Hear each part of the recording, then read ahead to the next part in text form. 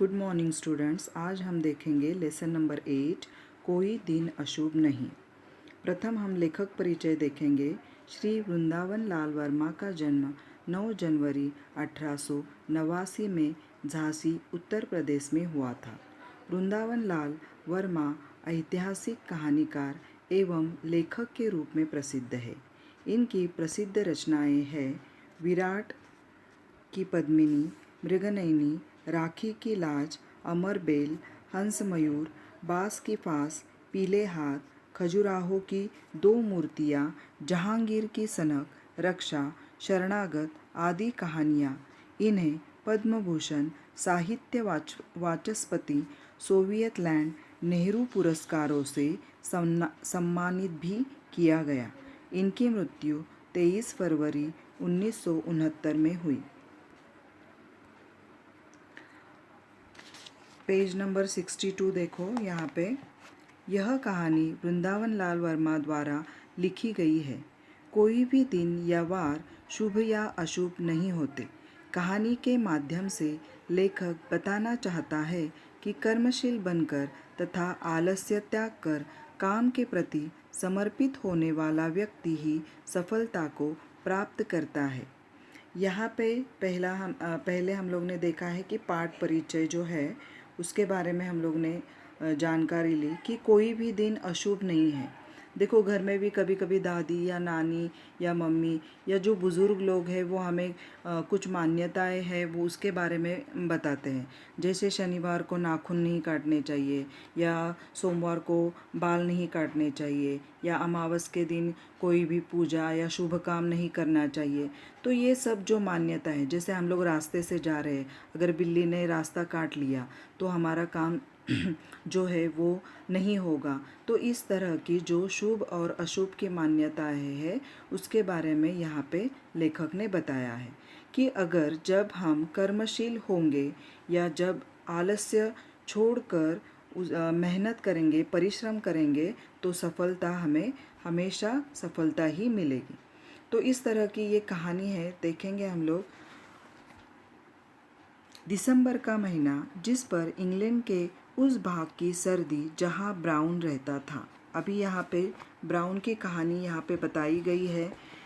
वह रहता था समंदर के किनारे के उस हिस्से में जहाँ कोहरा, पूरा और हिमपात न चैन लेता था और न चैन लेने देता था। अभी यहाँ पे जो कहानी बताई गई है तो ये कहानी जो है वो दिसंबर महीने की है। वहाँ पे इंग्लैंड के पास समंदर के किनारे एक ब्राउन नामक व्यक्ति रहता है, और वहाँ पे कोहरा मतलब फॉग, और फूरा मतलब ज़मीन के अंदर से कैसे फाउंटेन जैसे पानी अंदर से बाहर नेचुरली वो आ जाता है। हिमपात मतलब क्या? हिमपात मतलब ओले गिरना मतलब जैसे बर्फ़ की वर्षा होना। तो यहाँ पे इस तरह के माहौल में वो रहता था। वहाँ पे न चैन मिलता था और न ही वो जो वातावरण है वो चैन लेने देता था। ब्राउन अपनी बूढ़ी माँ, पत्नी और 2 बच्चों के साथ एक कमरे की दीवार की तह से लगी हुई सिगड़ी में कोयला झोंक झोंक कर आग ताप रहा था। अभी देखो यहाँ पे आपको दिखाई दे रहा है इस चित्र में कि किस तरह से यहाँ उसकी माँ यहाँ पे कुर्सी पर बैठी है, पत्नी है, 2 बच्चे हैं और वहाँ पे आग लगी है। वहाँ पे जो है वो कैसे इस तरह जो इंग्लैंड है, इंग्लैंड में या जो बर्फीला प्रदेश है तो वहाँ पे घर में वातावरण जो है गर्मी का एक वातावरण निर्माण करने के लिए वहाँ पे सिगड़ी कोयले में ऐसे घर के अंदर ही एक सिगड़ी तैयार की जाती है और उसमें कोयला या लकड़ियाँ डालकर वो जलाई जाती है ताकि घर का जो टेम्परेचर है वो अच्छी तरह से गर्मी का रहने के लिए। तो सिगड़ी में कोयला झोंक झोंक कर आग ताप रहा था। सांझ हो चुकी थी। ब्राउन अंग्रेजी जहाजी सेना में एक पनडुब्बी सबमरीन का नायक रह चुका था। अभी ब्राउन जो है तो घर का माहौल कैसा था? घर में उसकी माँ जो थी वो बूढ़ी थी वहाँ पे, और पत्नी और 2 बच्चे थे। एक कमरे में वो लोग सब लोग बैठे हैं और वहाँ पे सिगड़ी जो है वो कोयले से जलती हुई वहाँ पे नज़र आ रही है। और ब्राउनी क्या करता था, जो ब्राउन है वो अंग्रेज़ी जहाजी सेना में एक पनडुब्बी सबमेरीन का नायक रह चुका था। पनडुब्बी मतलब सभी को मालूम है कि समंदर के अंदर जैसे काम करना पड़ता है तो उसे क्या कहते हैं, पनडुब्बी। नौकरी की चिंताओं से मुक्त होकर अब वह पेंशन पा रहा था। ढलती आयु का था परंतु था स्वस्थ। अभी वो जो है ब्राउन, वो यहाँ पे रिटायर हो चुका है, उसे पेंशन मिल रही है। उसकी उम्र मतलब 50, रिटायर हो गया मतलब 58 के ऊपर ही रहेगा। तो लेकिन वो स्वस्थ था, उसका जो स्वास्थ्य था वो अच्छा था। वह उस समय अपने और साथियों के कुछ समंदरी अनुभव रोचक ढंग से सुना रहा था। अभी अपने बच्चे वहाँ पे दो जो छोटे बेटे हैं, तो उनको क्या कर रहा था कि कुछ अनुभव अपने बारे में अपने बच्चों को बता रहा था और बच्चे भी सुनने में तल्लीन थे। उसकी माँ झपकी ले रही थी। माँ वहाँ पे कुर्सी पर बैठ के आंखें बंद करके उसे नींद आ रही थी, वहाँ पे झपकी ले रही थी। पत्नी की भी ठंड छूट चुकी थी क्योंकि घर में वहाँ पे सिगड़ी जो थी वो जलाई थी, तो अभी ठंड का वातावरण इतना नहीं था। परंतु वह गृहस्थी की किसी समस्या में उलझी हुई थी। मतलब घर की कुछ चिंता उसके दिमाग में थी और उसी में वो उलझ गई थी। बाहर से किसी ने दरवाज़ा खटखटाया। इतने में दरवाज़ा किसी ने तो खटखटाया। ब्राउन की पत्नी बाहर गई और एक तार लेकर आई।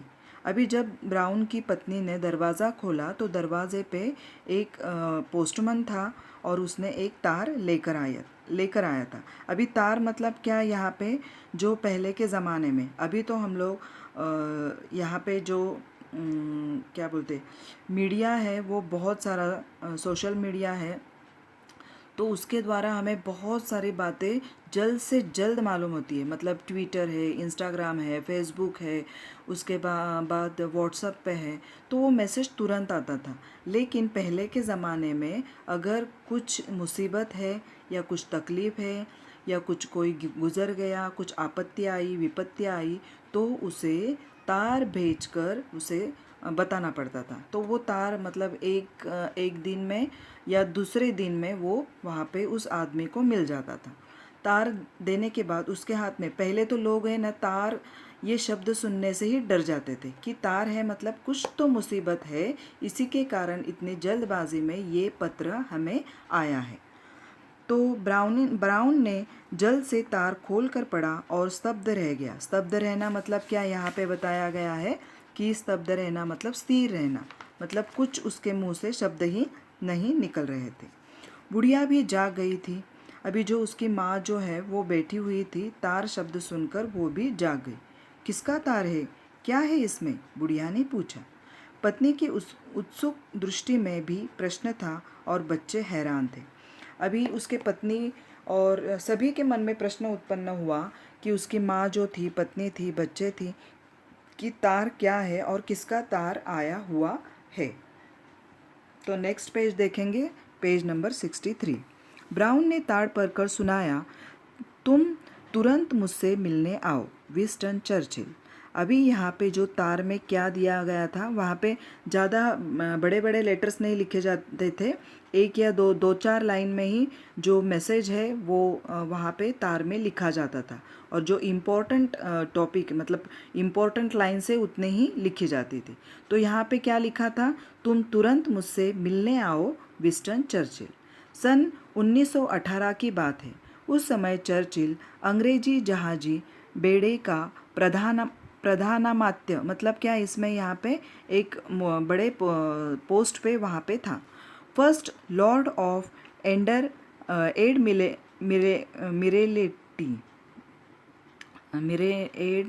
मिरेलिटी था। अभी यहाँ पे एडमिरलिटी मतलब क्या, वहाँ पे जो नौदल सेना होती है या नेवी है, तो नेवी का वो अधिकारी था। कौन, चर्चिल। जर्मनी में घोर युद्ध हो रहा था। तुर्की भी जर्मनी के साथ युद्ध में शामिल था। अभी यहाँ पे युद्ध का वर्णन किया गया है। जर्मनी और तुर्की है, तो वहाँ पे युद्ध शुरू था और हो रहा था। अमेरिका अंग्रेज़ों के साथ था, परंतु भूमध्य सागर में जर्मनी की पनडुब्बियों और तुर्की के एक ड्रेडनॉट भारी भरकम फौजी जहाज़ों ने जो उपद्रव मचा रखा था, उसके कारण स्वेज नहर का मार्ग बंद हो गया था। न अमेरिका कुछ कर पा रहा था और न इंग्लैंड। युद्ध ने भयानक रूप धारण कर रखा था। ब्राउन समाचार पत्र में पढ़ता रहता था और चर्चिल ने क्यों बुलाया उसे आश्चर्य था। अभी यहाँ पे जो यहाँ पे ब्राउन है, उसको समझ में आया कि उसे क्यों बुलाया गया है। उसे थोड़ा सा महसूस हो गया, क्योंकि वो न्यूज़पेपर में रोज़ पढ़ता था कि जर्मन और तुर्की के बीच में भी युद्ध शुरू है और अमेरिका जो है वो अंग्रेज़ों के साथ था और वहाँ पे जर्मनी है वहाँ। तो उन्होंने क्या किया था, समंदर में पनडुब्बियों के साथ तुर्की के एक ड्रेडनॉट भारी भरकम फौजी जहाज़ों का उपद्रव मचाया था। तो फिर और स्वेज नहर जो था वो रास्ता उन्होंने बंद किया था और न अमेरिका कुछ कर पा रहा था और न इंग्लैंड कर पा रहा था। तो इतना बड़ा भयानक युद्ध वहाँ पे शुरू था। और फिर चर्चिल का जब पत्र तार उसे मिला तो उन्हें उसे थोड़ा समझ में आ गया। पत्नी ने कहा, अपने ही देश में कोई काम देना चाहते होंगे चर्चिल, शायद जहाज या नावें बनवाने का कार्य या उनकी देखभाल। अभी पत्नी के मन में प्रश्न आया कि उसके देश में, चर्चिल के देश में जो है वो का कुछ तो अच्छा काम आपको देना चाहता होगा, जैसे जहाज बनवाने हैं या नावें बनवानी है, तो उनकी देखभाल के लिए। जैसे हम लोग ने देखते हैं कि युद्ध के लिए बड़ी बड़ी जहाज़ें बनाई जाती है और वो जहाज़ बनाने के लिए बहुत साल लगते हैं। बहुत वहाँ पे जो कारागिर है वो लगते हैं, मजदूर लगते हैं वहाँ पे। और एक जो नाव है, जहाज़ है, वो 3-3 4-4 साल भी उनकी मतलब क्या बनाने में उन्हें वक्त लगता है। जैसे हम लोग मुंबई में देखते हैं कि माझगांव डॉक करके है, तो एक जो जहाज़ है वो बनाने के लिए कई साल लगते हैं, तो जाके वो युद्ध के लिए जहाज़ तैयार होता है। माँ बोली, पेंशन दे दी है, ब्राउन को विश्राम लेने दे। अभी माँ का क्या कहना था कि मेरा बेटा है वो रिटायर हो चुका है, तो पेंशन तो मिल रही है, तो उसे विश्राम करने की ज़रूरत है, आराम करने की ज़रूरत है। देखूँ चर्चिल ने क्यों बुलाया है, न मालूम क्या बात है, जाने पर पता चलेगा, धीमे स्वर में ब्राउन ने कहा। अभी ब्राउन के दिमाग में बहुत सारे विचार चल रहे हैं और वो माँ और पत्नी को किस तरह से जवाब देता है कि ठीक है, मैं जाके देखता हूँ क्या कहना है, वहाँ जाने के बाद ही हमें पता चलेगा। हमें कहानी सुनाओ, कहानी अभी अधूरी है, एक बच्चे ने आग्रह किया। अभी उसके 2 बच्चे हैं, वो 2 बच्चे कहानी सुन रहे थे। जो ब्राउन के अनुभव है वो सुन रहे थे और उन्होंने क्या कहा कि हमें कहानी पूरी करो, कहानी जो बची हुई है वो बताओ। ब्राउन कहानी कहने लगा। दूसरे दिन की पहली गाड़ी से ब्राउन लंदन के लिए रवाना हो गया। अभी जो ब्राउन है दूसरे दिन सुबह जल्दी उठकर लंदन जाने के लिए तैयार हो गया। जैसे ही वह चर्चिल के कार्यालय में पहुंचा, चर्चिल ने तुरंत बुला लिया। अभी वह जैसे ही वो चर्चिल के ऑफिस में गया, तभी तुरंत उसे चर्चिल ने बुला लिया। इधर ब्राउन ने फौजी सलाम किया, उधर जल सेना के प्रधान चर्चिल की चिंतामग्न मुख रेखाओं में मुस्कान उभर आई। अभी ब्राउन ने उसे जाते ही सैल्यूट किया और प्रधान चर्चिल को, और मतलब वो टेंशन में था चर्चिल, उसको चिंता में था, उसके चेहरे पे टेंशन की जो रेखाएं हैं वो समझ में आ रही थी। लेकिन जब ब्राउन गया तो उसने खड़े होके मुस्कान मतलब हंस कर उसका स्वागत किया। चर्चिल ने कहा, तुर्की का ड्रेडनॉट जहाज भूमध्य सागर में उत्पात मचा रहा है। तुम इस उत्पात को मिटा सकते हो, इसी विश्वास पर मातृभूमि ने तुम्हारा स्मरण किया है, तैयार हो जाओ।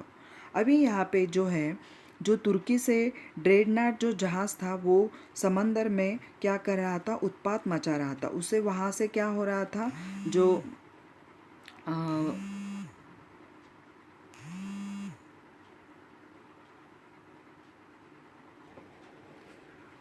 यहाँ पे उत्पात मचा रहा था। मचाना मतलब क्या? युद्ध का बहुत बड़ा माहौल, मतलब माहौल होता है। और युद्ध के समय उस जो है वो नाव जो होती है उसके अंदर बहुत सारे तोपखाने होते हैं, तो इससे क्या करते हैं, लोगों का और देश का बहुत बड़ा नुकसान होता है। तो जो चर्चिल है उसने क्या कहा है कि मातृभूमि ने तुझे याद किया है और तुम्हें देश के लिए अपना काम करना होगा, देश के लिए जो अपना वक्त है वो बिताना होगा, इस तरह से उसने कहा। तो चर्चिल ने क्या कहा? चर्चिल ने कहा कि तुम ही इस जो उत्पात को मिटा सकते हो, और अगर मातृभूमि ने तुम्हें याद किया है तो देश के लिए तुम्हें कार्य करना होगा, तैयार हो जाओ। जो आज्ञा। ब्राउन के मुंह से ये निकला। मैं जानता था कि पेंशन ले लेने पर भी तुम मातृभूमि की सेवा से मुंह न मोड़ोगे। मुझे भरोसा था। तुम्हें एक सबमेरीन दिखलाता हूँ, उसी को लेकर तुम्हें अपने साथियों सहित यात्रा करनी पड़ेगी। तुम्हें इन साथियों के चुनाव का अधिकार रहेगा। अभी यहाँ पे क्या बताया गया है उसने, कि जो यहाँ पे देखो इस चित्र में दिखाया है कि चर्चिल और ब्राउन जो है उनमें बातचीत चल रही है, और वो उसे समझा के बता रहा है कि मुझे मालूम है कि तुम रिटायर हो गए हो, लेकिन फिर भी देश के लिए तुम अपने जान की परवाह न करते हुए देश के लिए काम करोगे। मुझे भरोसा था। तुम एक सबमेरिन से दिखलाता हूँ, उसी को लेकर क्या करना है, साथियों सहित यात्रा करनी पड़ेगी। तुम्हें इन साथियों के चुनाव का अधिकार रहेगा। अभी जो भी तुम्हें चाहिए वो अधिकार तुम्हें यहाँ पे दिया गया है। इनमें से अधिकतर पेंशन प्राप्त नाविक होंगे। अभी जो रिटायर ज़्यादातर नाविक है, जो जहाज है, नाव है, जो चलाने वाले हैं, वो नाविक जो है वो ज़्यादातर क्या है, रिटायर पर्सन है, और वो वही आपके साथ रहेंगे। ब्राउन ने हामी भरी।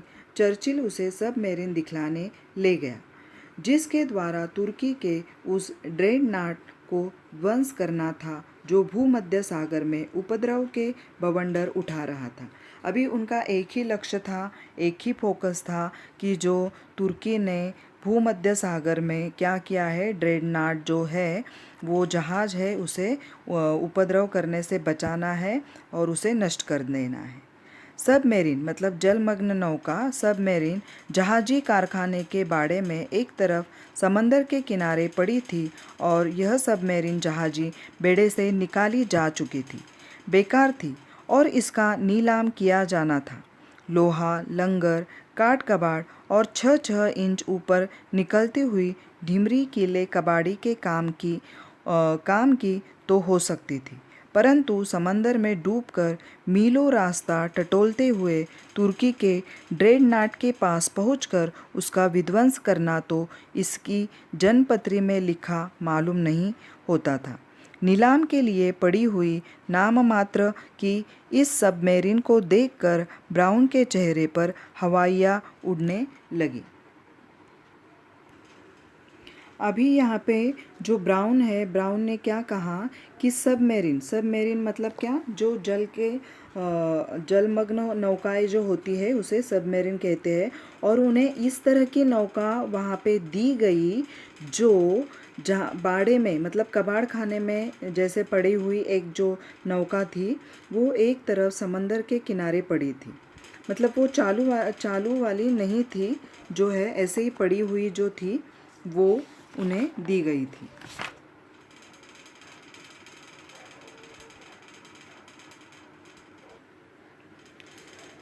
यह सबमेरीन जहाजी बेड़े से निकाली जा चुकी थी, बेकार थी, मतलब जो उन्हें जहाज़ दिया गया था वो पूरा बेकार हो चुका था, नीलाम करने के लायक था। उसमें लोहा, जो कबाड़ खाना है वो मतलब इतना भरा पड़ा हुआ था, उसमें कीले थे, कबाड़ी के काम के जो सामान है वो उसमें रखे गए थे, और परंतु समंदर में डूबकर मीलों रास्ता टटोलते हुए तुर्की के ड्रेडनॉट के पास पहुंचकर उसका विध्वंस करना तो इसकी जन्मपत्री में लिखा मालूम नहीं होता था। अभी इस तरह की नौका उन्हें दी गई थी, जहाज़ दिया गया था। नीलाम के लिए पड़ी हुई नाम मात्र की इस सबमरीन को देखकर ब्राउन के चेहरे पर हवाइयाँ उड़ने लगी। अभी उसके चेहरे का जो है वो रंग ही उड़ गया कि इस तरह का, और घबरा गया वो, क्योंकि इस तरह का जहाज़ उन्हें दिया गया था। केवल यही एक सबमरीन हमारे पास है, चर्चिल ने कहा। अभी चर्चिल ने क्या कहा कि यही एक जहाज़ है जो सबमरीन जैसा एक ही जहाज़ अपने पास है। ये तो बिल्कुल खस्ता है, ब्राउन ने निराश से कहा। मतलब ये तो पूरा क्या हो गया है, खराब हो गया है। ब्राउन के मुंह से ये बात मातृभूमि क्या कहेगी। अपने सशक्त संतान के पुरुषार्थ और कौशल को अपनी सहायता के लिए पुकार रही है वह। अभी उसके मन में फिर क्या विचार आया कि जो मातृभूमि है वो क्या कहेगी, कि जो इतना बड़ा अच्छा सशक्त संतान मातृभूमि के लिए मैंने दिया है और वो अपनी मातृभूमि की रक्षा भी नहीं कर पा रहा। ब्राउन को फरेरू पर फरेरू आई। धीमी परंतु दृढ़ स्वर में बोला, मातृभूमि की आज्ञा का पालन करूंगा। इसी नौका से तुर्की ड्रेडनॉट का विध्वंस किया जाएगा। अभी उसने क्या किया, एक निश्चय कर लिया कि मातृभूमि की आज्ञा का पालन करूंगा और इसी नौका से मैं क्या करूंगा, ड्रेडनॉट का विध्वंस करूंगा, उसका नाश करूंगा और देश की रक्षा करूंगा। चर्चिल हर्षमग्न हो गया, मतलब उसे बहुत आनंद हो गया। बोला, इस नौका की जितनी और जैसी मरम्मत हो सकती है तुरंत करवाता हूँ। अभी उसने क्या कहा कि इस नौका की पूरी मरम्मत, मतलब जो बिगड़ी हुई चीज़ है उसे ठीक से करना, वो सब मैं करवा दूँगा। ब्राउन घर चला गया। बच्चों ने कहा, दादा कहानी सुनाओ ना। अभी बच्चों ने क्या कहा, कहानी सुनाने के लिए कहा। हाँ हाँ ज़रूर। और ब्राउन बच्चों का मन बहलाने लगा। कुछ ही दिन पूर्व चर्चिल का तार आया। 13 दिसंबर शुक्रवार के दिन कुछ करना है। अभी उसे फिर से एक तार आ गया। उसमें जो युद्ध के लिए जाना था वो तारीख आ गई कि 13 दिसंबर शुक्रवार। साथियों का चुनाव इसके पहले कर लो। अभी उन्होंने क्या कहा, कौन कौन से तुम्हें जो मेंबर्स या आपके साथ जो चाहिए, लोग साथी चाहिए, तो उसका चुनाव पहले से ही कर लेना। माँ और पत्नी घबरा गई। अभी जो माँ है और पत्नी है वो क्या हो गई, घबरा गई, क्योंकि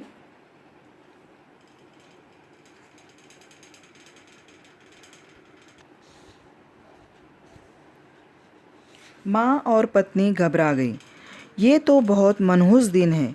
13 तारीख और शुक्रवार का दिन पूरा अशगुन मतलब अशुभ होता है। कोई और तारीख रखवा लो। उन्होंने क्या कहा कि कोई और तारीख रखवा लो। बच्चे कह रहे थे, दादा तुम जा रहे हो, हमें कहानी कौन सुनाएगा। ब्राउन जानता था कि लौटना शायद असंभव है। जल समाधि की भाग्य में बता है। बड़ी मुश्किल से अपने को संयत करके इतना ही कह पाया। अभी उसे तो बहुत ही मुश्किल बच्चों के मन में क्या प्रश्न उठा कि हमें कहानी कौन सुनाएगा, और पत्नी के मन में क्या आया कि ये दिन तो बहुत अशुभ है, इस दिन तो हम लोग क्या कर सकते हैं, कुछ काम करना बहुत ही अशुभ मतलब अशुभ है, तो आपको सफलता नहीं मिलेगी, ऐसे उसके मन में प्रश्न आया। ब्राउन जानता था कि लौटना शायद असंभव है। जल समाधि ही भाग्य में बता है। बड़ी मुश्किल से अपने को संयत करके इतना ही कह पाया, मातृभूमि की आज्ञा है, परमात्मा का सुमरन करो और मनहूस दिन और तारीख कुछ नहीं कर सकते। अभी उसने क्या कहा उसके पत्नी को कि जो मातृभूमि की आज्ञा का पालन करना और ईश्वर का स्मरण करना, यही करने से और प्रयत्न करने से कुछ भी दिन या तारीख जो है वो अशुभ नहीं होता। और वह उन्हें रोता हुआ छोड़कर जल्दी से चला गया। 13 तारीख और शुक्रवार के दिन ब्राउन अपने 15-16 साथियों के साथ चल पड़ा। अभी जो उसके साथी थे 15-16 साथियों के साथ वो निकल पड़ा। पूरे उत्साह के साथ उन सभी ने अपना राष्ट्रीय गीत गाया और मनहूसियत की छाप को पोंछ डाला। अभी उन्होंने उनका जो देश का नेशनल एंथम था वो उन्होंने गाया वहाँ पे, और जो भी सब पीछे छोड़कर वो आगे चले गए। भूमध्य सागर के एक स्थान पर अंग्रेज़ी और अमेरिका जहाजी बेड़ा था। वहाँ तक ब्राउन की सबमरीन बिना किसी संकट के पहुँच गई। तुर्की के दरा दानियाल के पीछे वाले समंदर के तुर्की का वह ड्रेनाट उपद्रव करने के बाद जा छिपता था। वहाँ ब्राउन को पहुँचना था। अपने मित्र जहाजी बेड़े के से विदा लेकर ब्राउन तुर्की के दरा दानियाल की ओर बढ़ा। कुछ दूर तक वह समंदर के ऊपर गया। जब देखा कि परिस्थिति निरापद नहीं है, तब नौका पानी के नीचे कर ली। अभी यहाँ पे जो है वो युद्ध का वर्णन किस तरह से दिया गया है। जब उनकी नौका वहाँ से पानी में से निकली तो वहाँ पे भूमध्य सागर के एक स्थान पर अंग्रेज़ी और अमेरिका जो जहाजी बेड़ा था उनसे तो वो लोग जल्दी से पार करके गए। वहाँ तक ब्राउन की सबमरीन बिना किसी संकट के पहुँच गई। लेकिन तुर्की के दर्रा मतलब दानियाल के पिछवाड़े में समुंदर के पीछे जो तुर्की का वह ड्रेनाट उपद्रव करने के बाद क्या करता था, वो छिपता था। मतलब यहाँ से वो लोग क्या करते थे, जो अणुबॉम्ब जो है या शस्त्र जो है वो छोड़ते थे और वो जहाज़ ऑटोमेटिकली छिप जाता था। वहाँ ब्राउन को पहुँचना था। वहाँ पे ब्राउन को और उसके साथियों को पहुँचना था। मित्र जहाजी बेड़े से विदा लेकर ब्राउन तुर्की के दर्रा दानियाल की ओर बढ़ा और कुछ दूर तक वह समंदर के ऊपर गया। जब देखा कि परिस्थिति निरापद नहीं है, तब नौका पानी के नीचे कर ली। अभी वो क्या करता था, मतलब कि अपने मित्र जहाजी बेड़े से विदा लेकर ब्राउन तुर्की के दर्रा दानियाल की ओर बढ़ा। वहाँ की जगह का नाम है। और कुछ दूर तक वह समंदर के ऊपर गया और जब देखा कि परिस्थिति निरापद नहीं है, तब नौका पानी के नीचे कर ली। अभी इस तरह की नौका होती है कि जो पानी में भी छिप सकती है और फिर ऊपर आकर वो वार भी कर सकती है। इस तरह का दृश्य यहाँ पे दिया गया है। देखो यहाँ पे